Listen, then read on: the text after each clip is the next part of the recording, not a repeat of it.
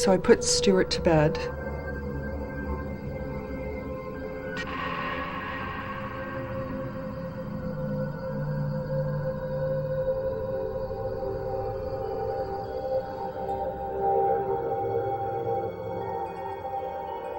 I was sitting on the couch watching TV, and it was the sound I heard first.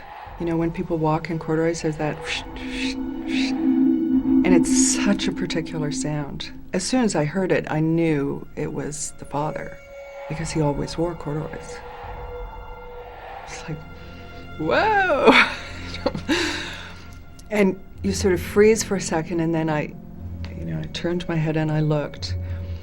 And there was a hallway and steps coming down, which I could see. And then it went into the kitchen. And I looked, but there was no one there, but I could literally hear the footsteps coming down the stairs. And I turned back to the TV and I was just kind of, okay. I was listening to the footsteps as they're going through the kitchen. You've got such a mix of emotions, but you know what's coming. I mean, you know he's going to come out that next doorway and he's going to be standing 6 feet away from you. And sure enough, you know, I heard the footsteps and I looked up and he was standing there, absolutely three-dimensional, as solid as you or I.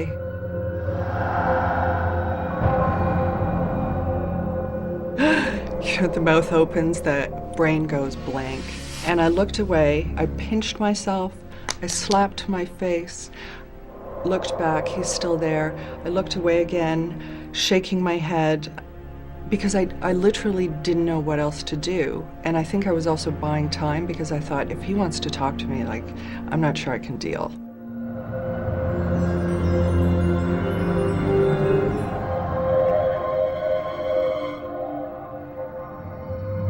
It was like, from one moment of being terrified to the next second, and it was absolute calm and peace. I mean, no words exchanged, just, you know, I just looked into his eyes and he looked into mine, and I knew, you know, and I knew that it was okay, and I knew that he was just checking up on his son.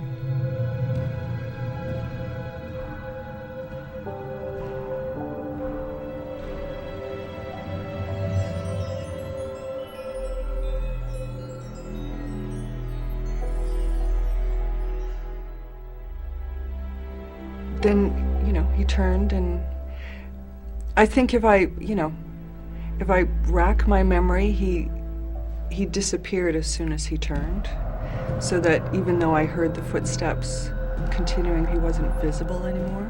The minute the footsteps were gone, I ran up to the little boy's room to check on him.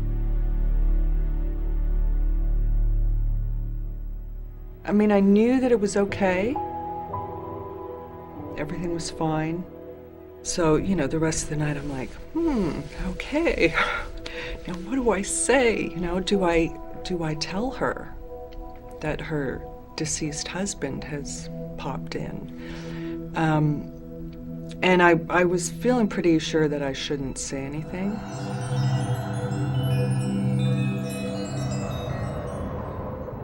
My dad had arranged to pick me up that night when she got in. And he picked me up, and, you know, it's dark in the car. And we drove home, and he's like, "Are you okay?" I'm like, and I didn't say anything, and we walked in the house, and he said, "You look terrible. You look like you've seen a ghost."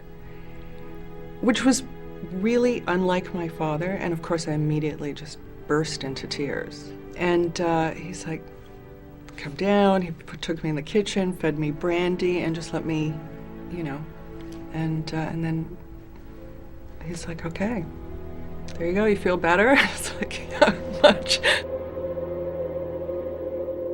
I think about how I felt in those first few seconds. You know, if that had been the emotion I'd been left with, I would never have wanted to see a ghost again. You know, I can see how people could feel traumatized because they don't have any context to put it in.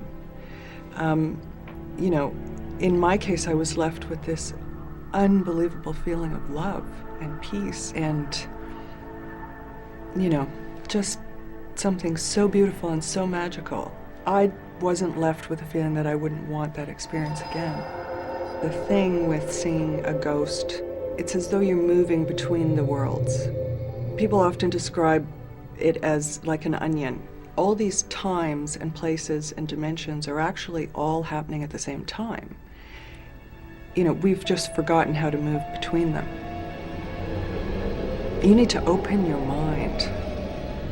I think that's a lot of it. I mean, it's opening our mind, remembering that there are possibilities that cannot be explained.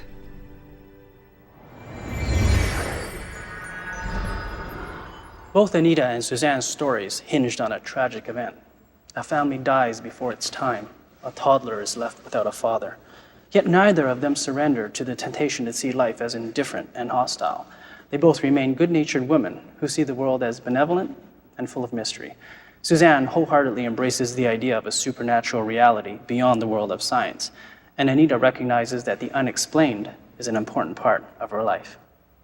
Sometimes these experiences are reminding us of our humanity. Not our mortality, you know, because it's not about the death. It's about the fact that we are alive, we are here, and there is far more than meets the eye going on. The camera survives, me and the dog are walking away. Like, there's so many things that are unexplained, you know? Maybe it's just normal, maybe that's what life is all about, but it doesn't happen to everyone, so. This high-flying real-life series will have you airborne. Can you get me an anxiety pill, please? On Airline. Then, let the games begin on Caesars 24/7, where the stakes are high and the